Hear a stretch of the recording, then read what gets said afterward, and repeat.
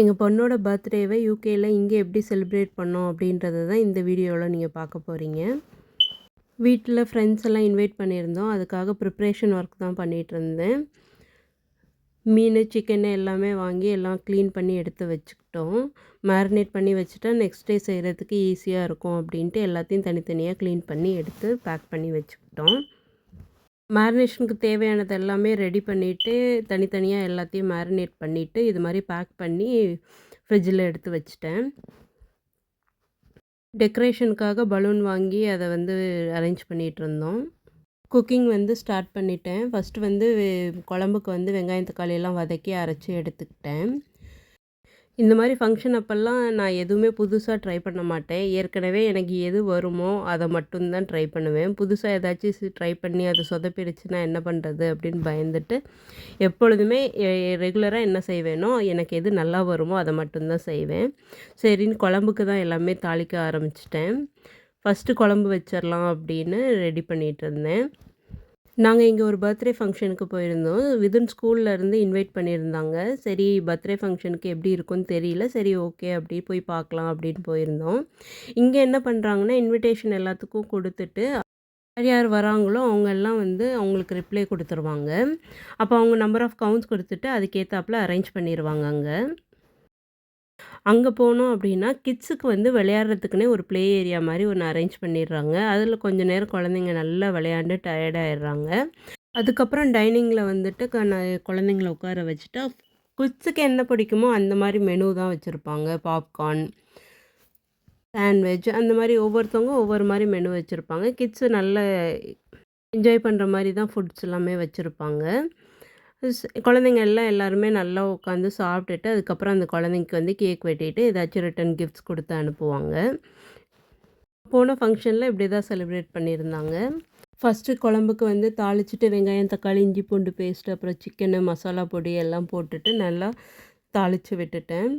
அதுக்கப்புறம் அரைச்சி வச்சுருந்த வெங்காயம் தக்காளி பேஸ்ட்டு அதையும் சேர்த்து வதக்கி விட்டுட்டேன். நெக்ஸ்ட்டு நூடுல்ஸ் செய்யலாம் அப்படின்னு ஒரு பாத்திரத்தில் தண்ணி வச்சு நல்லா கொதிக்க விட்டுட்டேன். அதுலேயே உப்பு சேர்த்துட்டு நூடுல்ஸையும் சேர்த்து நல்லா கொதிக்க விட்டுட்டேன். நூடுல்ஸ் ரெடி ஆகிறதுக்குள்ளே பக்கத்துலேயே சரி குருமா வச்சிடலாம் அப்படின்னு ரெடி பண்ண ஸ்டார்ட் பண்ணிட்டேன். வெஜிடேரியனும் இருக்கிறதுனால கொஞ்சம் குருமா வச்சிடலாம் அப்படின்ட்டு வெஜிடபிள் குருமா தான் பண்ணிகிட்ருக்கிறேன். அவசரமாக குருமா செய்யணும் அப்படின்னா நான் குக்கர்லேயே பண்ணிவிடுவேன். எல்லாத்தையும் தாளித்து விட்டுட்டு 2 விசில் விட்டு இறக்கிடுவேன். பட்டை, கிராம்பு, சோம்பு எல்லாம் தாளிச்சிட்டு வெங்காயம், இஞ்சி பூண்டு பேஸ்ட்டு, கருவேப்பிலை, பச்சை மிளகா, தக்காளி எல்லாத்தையும் போட்டு வதக்கிட்டு அதோடையே இருக்கிற வெஜிடபிள்ஸ் எல்லாமே ஆட் பண்ணிடுவேன். நான் இப்போ கேரட்டு, பீன்ஸு, பீஸு அதெல்லாமே ஆட் பண்ணியிருக்கேன். அப்புறம் ஒரு மிக்ஸி ஜாரில் தேங்காய், முந்திரி, கசகசா எல்லாத்தையும் நல்லா அரைச்சிட்டு அதையும் இந்த குருமாலையே அப்படியே சேர்த்துட்டு 2 விசில் விட்டு இறக்கணும் அப்படின்னா வெஜிடபிள் குருமா ரெடி ஆகிடும். இது இட்லி, பரோட்டா, தோசை இது எல்லாத்துக்குமே நல்லாயிருக்கும். கிரில் சிக்கனுக்காக சிக்கனை முந்தின நாளே ஃபுல்லாகவே மேரினேட் பண்ணி வச்சுட்டேன். மேரினேட் பண்ண சிக்கனை ஃப்ரிட்ஜிலேருந்து எடுத்துட்டு டீஃப்ராஸ்ட் பண்ணிவிட்டு ஓவனில் வைக்கிறதுக்கு அரேஞ்ச் பண்ணி வச்சுட்டேன். கிரில் சிக்கன் பாட்டுக்கு ரெடி ஆகிட்டுருக்கோம். நூடுல்ஸ் வெந்ததுக்கப்புறம் நூடுல்ஸை இது வடிகட்டி தனியாக எடுத்து வச்சுருக்கேன். அதுக்கப்புறம் ஒரு கடாயில் வெங்காயம், கேப்சிகம் என்கிட்ட 3 கலர் கேப்சிகம் இருந்தது. அதை 3யுமே போட்டுட்டு அப்புறம் ஒரு முட்டைக்கோஸ் போட்டுட்டு சௌமின் ஸ்டிர் ஃப்ரை சாஸ் வாங்கிட்டு வந்திருந்தேன். அதை இந்த வெஜிடபிளோடு சேர்த்து நல்லா மிக்ஸ் பண்ணி விட்டுட்டேன். மிக்ஸ் பண்ணி விட்டோன்னே வேக வச்சிருந்த நூடுல்ஸையும் சேர்த்து நல்லா இதில் மிக்ஸ் பண்ணி எடுத்துக்கிட்டேன். மிக்ஸ் பண்ணி எடுத்த உடனே வெஜிடேரியனுக்காக இந்த நூடுல்ஸை தனியாக எடுத்து வச்சுட்டு அதே கடாயில் போன்லெஸ் சிக்கன் பீஸ் கட் பண்ணி வச்சுருந்தேன். அதை நல்லா ஃப்ரை பண்ணிவிட்டு இதோடையும் அந்த ஸ்டிர் ஃப்ரை சாஸ் கொஞ்சோண்டு ஆட் பண்ணி நல்லா ஃப்ரை பண்ணி எடுத்ததுக்கப்புறம் நூடுல்ஸை சேர்த்து நல்லா வதக்கி விட்டுட்டேன். சௌமின் ரெடி ஆகிடுச்சு. நான்வெஜ் சாப்பிடாதவங்களுக்காக நூடுல்ஸ் எடுத்து வச்சுட்டு அதுக்கப்புறம் சிக்கனில் ஆட் பண்ணிட்டேன். சிக்கன் குழம்பும் நல்லா வதக்கி விட்டுட்டு 2 விசில் விட்டு தான் எடுத்திருந்தேன். வேகிறதுக்கு லேட் ஆகும் அப்படின்னு குக்கர்லேயே விசில் விட்டுட்டேன். அதுக்கப்புறமே தேங்காய் அரைச்சி ஊற்றி நல்லா கொதிக்க வச்சுட்டேன். நெக்ஸ்ட்டு இந்த பாத்திரத்தில் பிரியாணி ரெடி பண்ணலாம் அப்படின்னு ரெடி பண்ண ஆரம்பிச்சிட்டேன். நிறைய சமைக்கணும் அப்படின்னா வந்துட்டு ஒன்று ஒன்று செஞ்சு செஞ்சு அடுத்த அடுப்பில் மாற்றிக்கிட்டே தான் இருப்பேன். இது ஒரு பெரிய அடுப்பில் வந்துட்டு எனக்கு எது வேகமாக ஆகணுமோ அதை வந்து செஞ்சுருவேன். தாளிக்கிற ஐட்டம்லாம் இந்த அடுப்பில் செஞ்சுட்டு கொதிக்கிறத வந்து அடுத்த அடுப்பில் மாற்றி வச்சுருவேன். எனக்கு இப்படி பண்ணால் தான் வேகமாக சமையல் ஆகிற மாதிரி இருக்கும். இட்லி செய்கிறதுக்காக இன்னொரு அடுப்பில் வந்துட்டு இட்லி ஊற்றி வச்சுருக்கேன். அது வெந்துட்டுருக்குது. இந்த அடுப்பில் நான் வந்து பிரியாணி பண்ணிகிட்ருக்கிறேன். பிரியாணிக்கு வந்து பட்டை, கிராம்பு, அப்புறம் சோம்பு, பிரிஞ்சி இலை, அப்புறம் வெங்காயம், தக்காளி, புதினா, கொத்தமல்லி, அப்புறம் சிக்கன் எல்லாத்தையும் போட்டு நல்லா வதக்கி எடுத்துக்கிட்டேன். அதுக்கு தேவையான பிரியாணி மசாலாவையும் மிளகாத்தூளையும் போட்டு நல்லா வதக்கி எடுத்துக்கிட்டேன். அப்புறம் பிரியாணிக்கு தேவையான அரிசி ஆல்ரெடியே ஊற வச்சுருந்தேன். அதுக்கு தேவையான தண்ணி, அரிசி எல்லாமே போட்டு 2 விசில் விட்டு எடுத்துக்கிட்டேன்.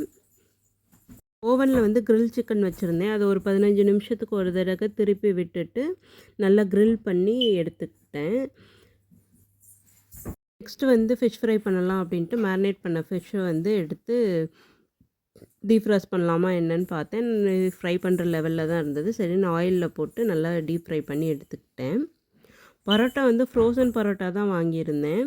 நம்ம இதை தோசைக்கல்லில் போட்டு நல்லா 2 பக்கமும் நல்லா ஹீட் பண்ணி எடுத்துக்கலாம். இல்லாட்டி மைக்ரோவேவில் வச்சும் சூடு பண்ணி எடுத்துக்கலாம். இல்லை ஓவனில் கூட வச்சு சூடு பண்ணி எடுத்துக்கலாம். நான் இன்றைக்கி வந்து தவாவில் தான் பண்ணியிருந்தேன்.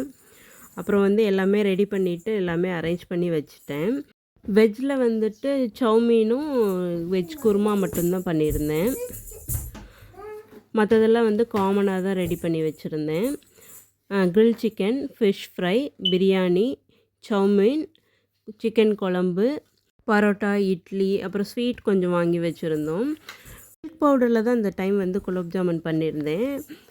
பர்த்டேக்காக இது தான் நான் ரெடி பண்ணியிருந்தேன்.